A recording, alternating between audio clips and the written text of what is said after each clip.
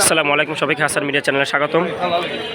আজ রমজানের জুমার দিন বিকেলবেলা আসলে এরকমেরই মানুষের আনাগোনা।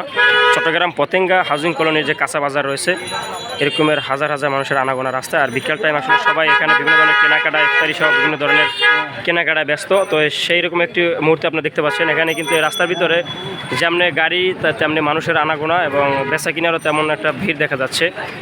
আর বিশেষ করে এরকম টাইমে মানুষের আনাগোনা বেশি দেখা, শুক্রবার সবাই বাসায়, সেক্ষেত্রে বাসায় তাদের কাজকাম সেরে ফ্রি হয়ে বিকেল টাইমটাই তারা আসলে কেনা বেচার জন্য বেছে নেয়। এখানে কিন্তু অনেক দোকানপাট রয়েছে আশেপাশে।